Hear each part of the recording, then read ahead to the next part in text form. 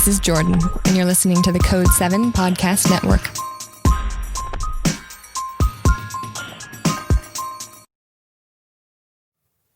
Warning.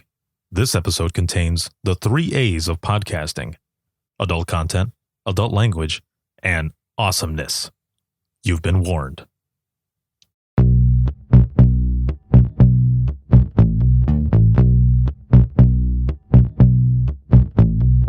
Welcome to Within the Trenches, true stories from the 911 dispatchers who live them.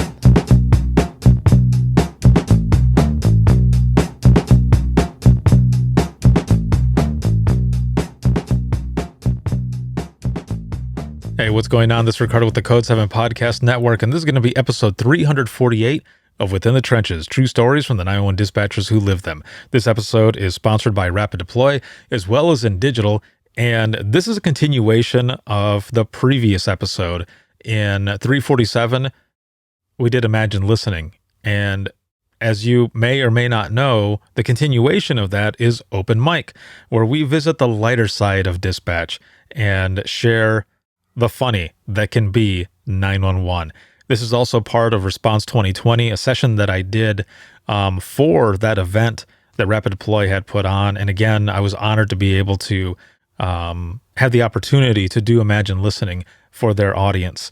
The stories were phenomenal in the sense that they were funny stories. Like I said, that's what Open Mic is about. And it was awesome to have all of you there, those in the audience and those sharing the stories. So without further ado, here is episode 348, and this is Open Mic that was done for Response 2020. Enjoy. Dispatch. There is no one over here to cook our lunch. We are waiting for our lunch, and there's no one here to cook our lunch. All right, calm down. Where are you at? The group home. Now, what are you going to do? We'll get some help over there for you, okay? Welcome to Open Mic, where we visit the lighter side of dispatch, because laughing is good medicine.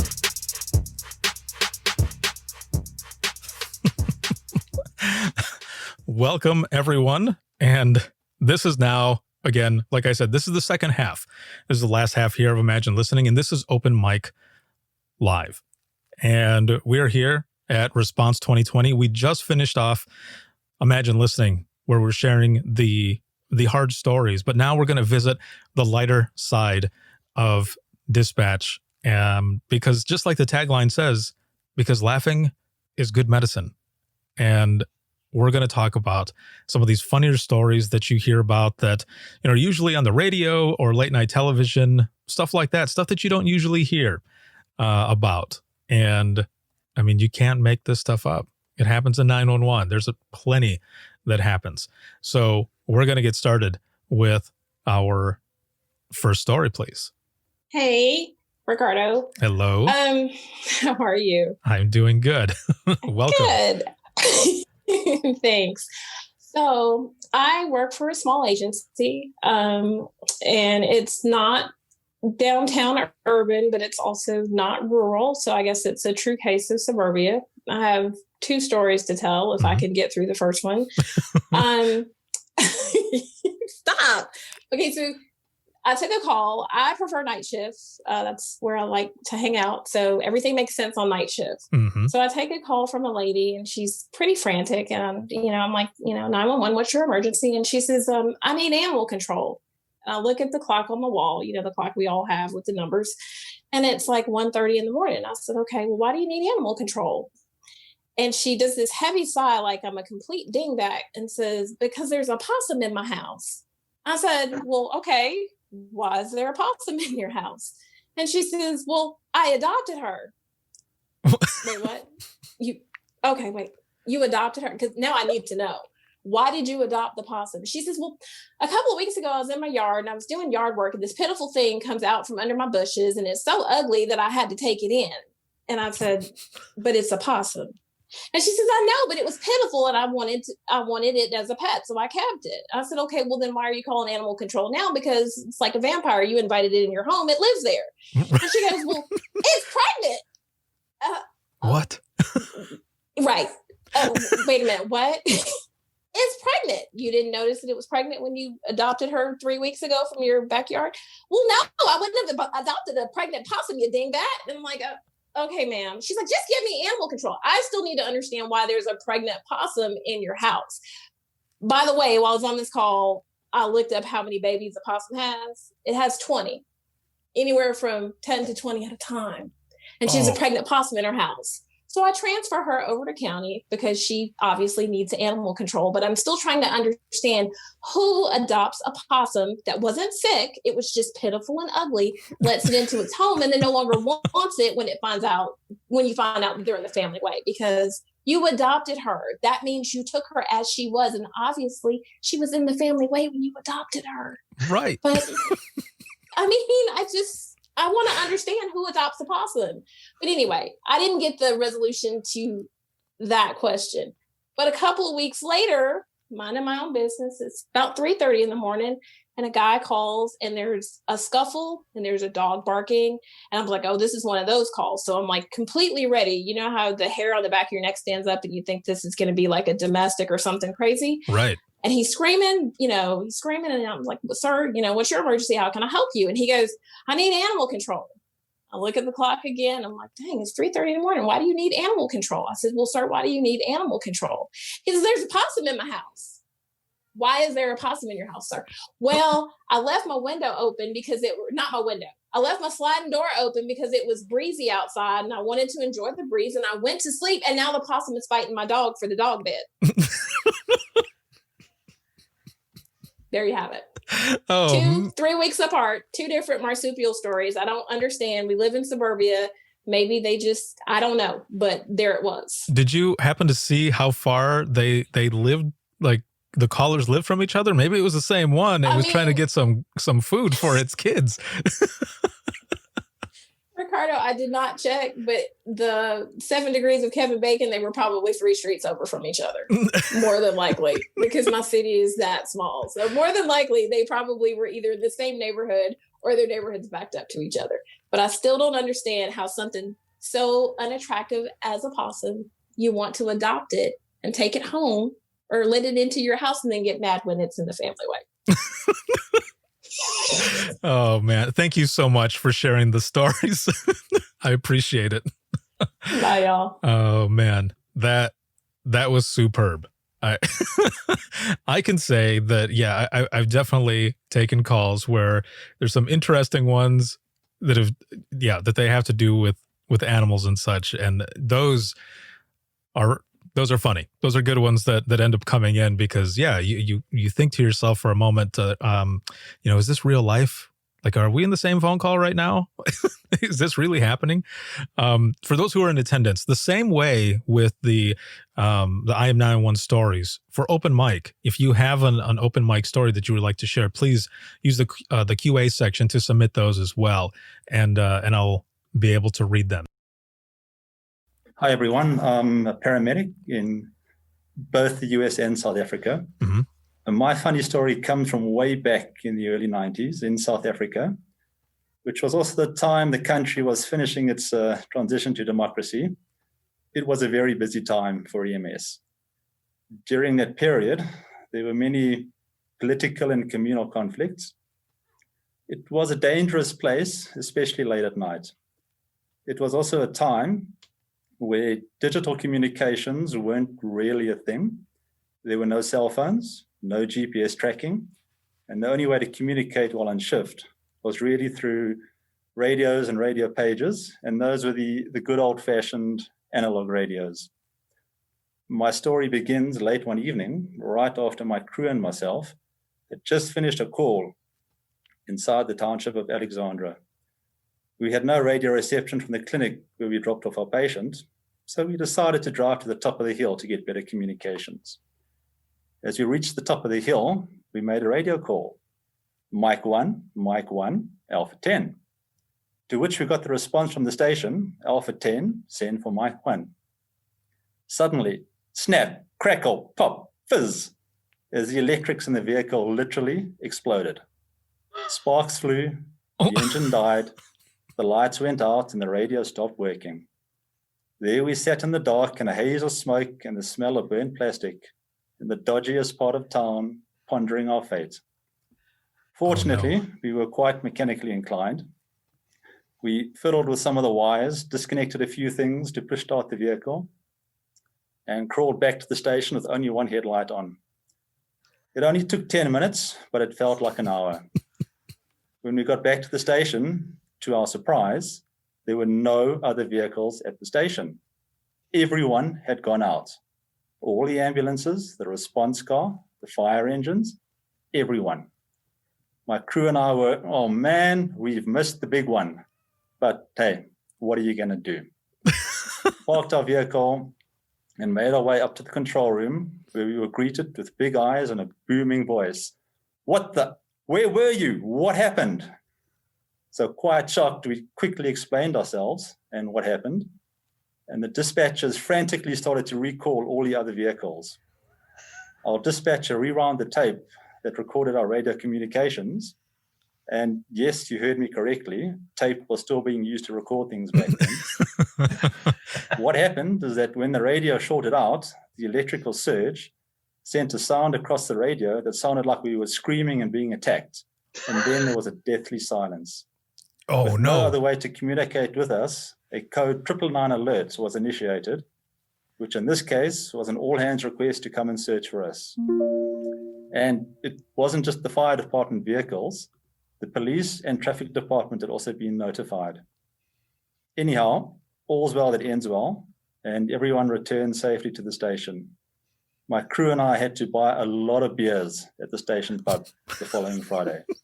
And that, ladies and gentlemen, is my funny story. Thank you. Thank you. That was good. Thank you so much for sharing that story. Holy moly. That, yeah, that is definitely a good one right there. I can just imagine, you know, like you're saying, all of that goes, it happens, and then you don't find anybody there, but because what you later learned that they were all looking for you. Oh man, that is pretty crazy. Thank you so much for for sharing that story. Let's see, we've got one that popped in here, and it says, so back early in my career as an officer, we encountered a young man who was extremely high on PCP. He destroyed a Honda Accord and picked up a full garbage can and threw it at myself and another officer. What? Again, stuff that you can't make up, because this stuff happens. This is the the lighter side of dispatch here. Okay, so back earlier in my career in '98, there was a tropical depression that was coming up the coast, and I'm James from South Jersey. So I answered the 911 call. 911, where's your emergency? And the woman on the other side of the phone says, I've got crabs. So I says, you need an ambulance? Not those kind. I have crabs and my furniture is floating in my room. I'm like, ma'am, you need to seek higher ground. She said, no shit, asshole. So I then proceeded to tell her that there is a deuce and a half, which is a large military vehicle, up the street to go there, and they took her to a shelter. Oh, I thought you were speaking like metaphorically or something, like, I don't know, like a deuce. Like I thought you were. Oh, that story. So I've heard that one a couple times. For those of you who are joining that have never been on an open mic before, some of these stories, it takes one story for them to go down. Thank you so much, James, for sharing that. When I heard you tell that the first time at one of the national conferences that we were at, I remember listening, and just the look on your face as you're playing the caller saying, I don't need an ambulance. Everyone was laughing so hard. I'm sure in the room, we probably all had like 6-pack abs by that time because we were laughing so hard. Well, you got to unmute. There you go. All right. Sorry. Technology and I are not friends. We're really not. I kill computers, just my natural presence, which is not good for our line of work. So I live in Eastern North Carolina, and 2 years ago, we had the lovely experience of Hurricane Florence. And for those of you that may have missed that one, that was the one that pretty much killed most of Eastern North Carolina. And we had historic flooding, catastrophic, everything you could think of, and it was terrible. So the storm blew in on a Thursday, and we were just working like a bunch of crazy people for 21 days. Well, nobody really slept the first couple of days. So Saturday rolls around, everything's still crazy, but it's calmed down. We're not having to do water rescues or cutting people out of houses or things like that anymore.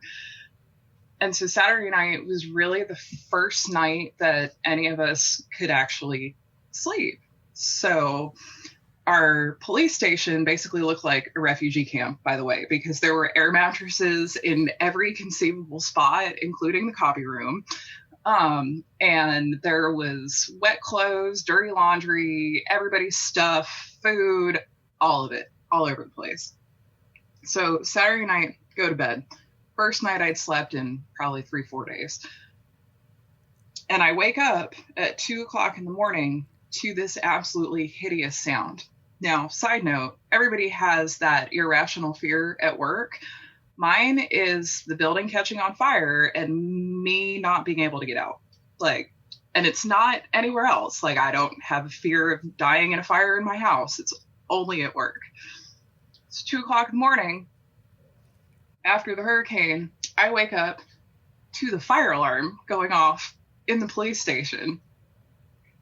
And all I hear is somebody standing out in the hallway screaming, "There's a fire!"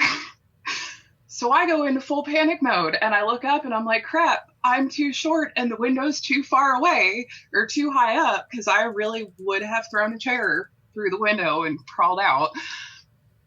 So I go running out and the alarm is going off and I can smell burning, but I can't quite tell where it's coming from. So now I am running around the station. But remember, this woke me up out of a dead sleep. So I'm in booty shorts and a tank top because refugee camp of the police department equals the air conditioner is not working super well. So it was probably about 78 degrees out. And I got, I'm in my jammies, barefoot, running around the police station at 2:00 in the morning, doing the sniff test, going through, can't figure it out. So I'm like, you know what, let me go over to the fire station, because the fire bay connects the police department and the fire station. And I walk out into the fire bay and all the doors are open, and now I can really smell smoke. And I look over and I see the glow of the fire about 3 blocks away from the police department. What had happened was somebody's house was fully engulfed, and the ventilation system for our building is tied into the fire bay. And because they left all the doors open, it set our fire alarm off. Oh, no. Yeah. So it took probably about 3 or 4 minutes to figure that out. And I couldn't go back to sleep because my worst irrational fear ever almost came true. Thank you for, and you and I were at during that hurricane at a conference, and yes, I remember a lot of you left early. Yep. Because you got called back, and I even flew out a day early because everyone that was part of the committee kept telling me, "You're going to be stuck here." And I said, well, if that happens, I'll just go and help out one of the centers. I'll jump on the phone. It'll be all right. Yeah. No, we, because we were at the North Carolina APCO conference at the, out in Cherokee, which for those of you that are not from North Carolina, it's a big casino that's out. It's almost in Tennessee in the mountains. And, my friend and I, she was running another 911 center here locally at the time, had traveled out. And we went to Walmart in Cherokee because we're like, we're 7 hours away from home. We shouldn't have any issues. So we're getting all our groceries and all our hurricane supplies.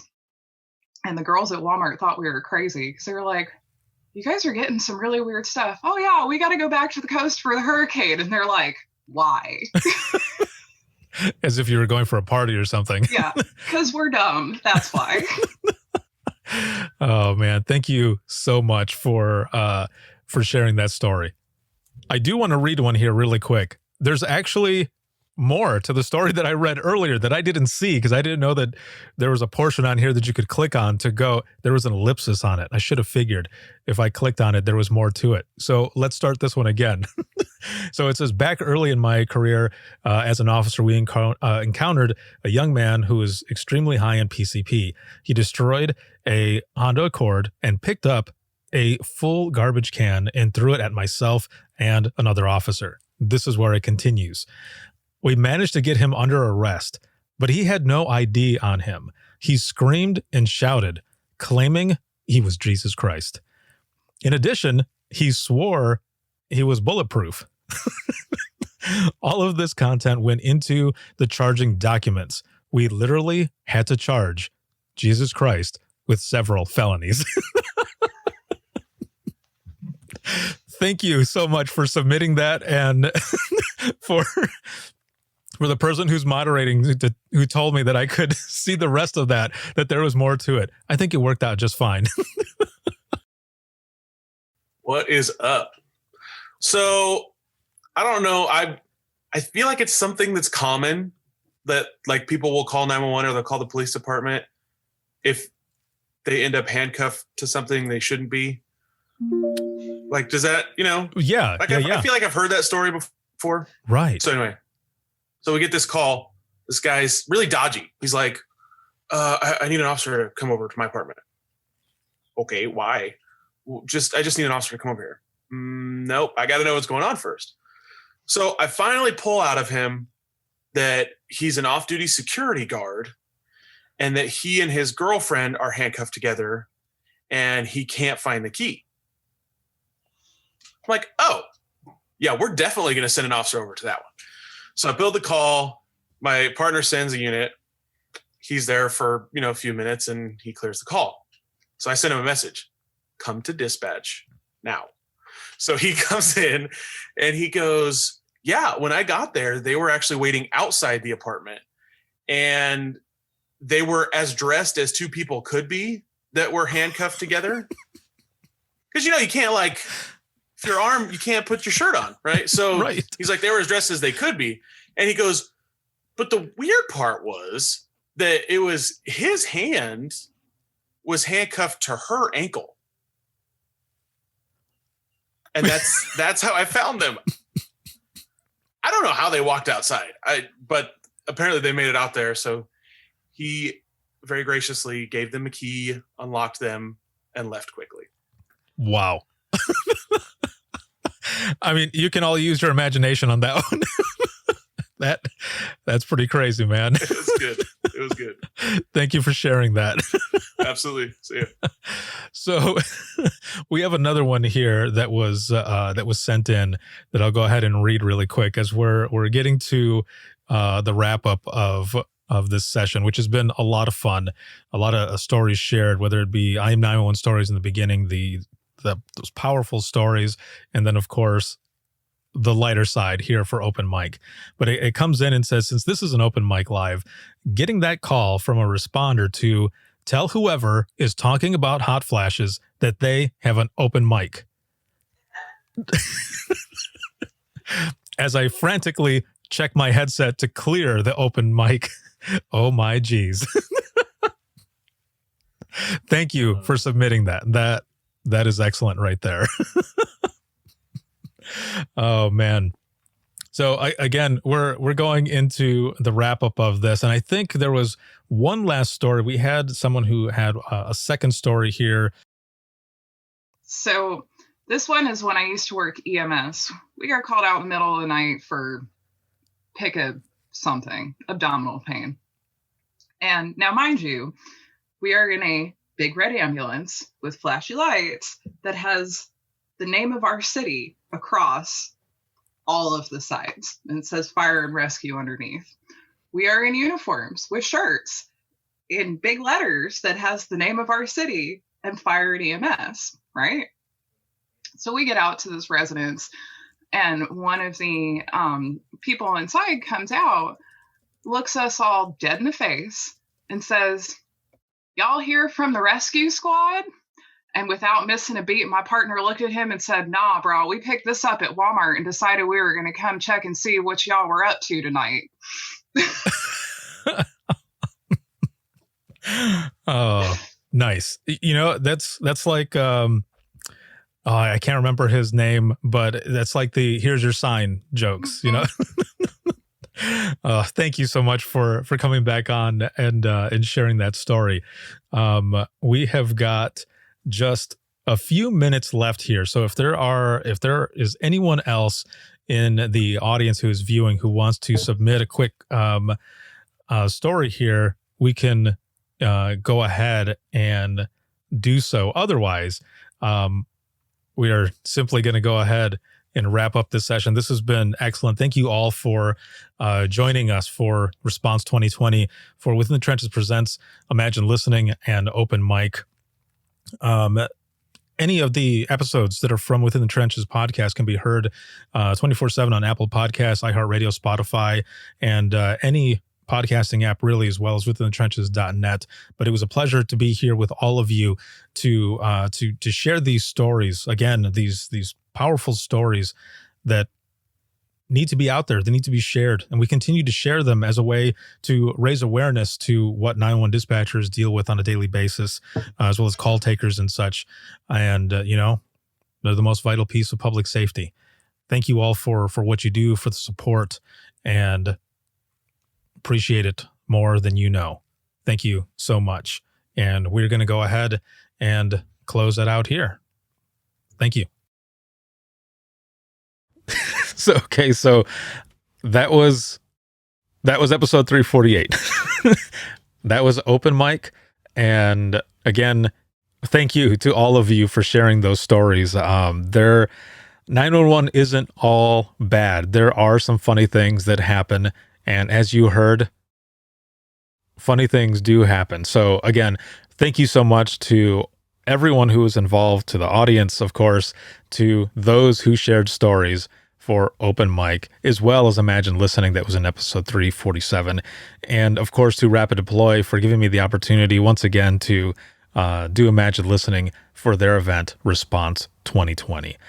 This episode has been sponsored by Rapid Deploy as well as in digital. If you have any comments, questions, or you want to be a guest on the show, you can email us, and that's wttpodcast@gmail.com. You can follow us on Twitter, that is @911podcast, and you can like us on Facebook, that is facebook.com/withinthetrenchespodcast. This episode can be heard 24/7 on Apple Podcasts, iHeartRadio, Spotify, your favorite podcasting app, and withinthetrenches.net, and the video portion of this on Facebook and YouTube. Have a good one, everyone, and I'll see you in the next one.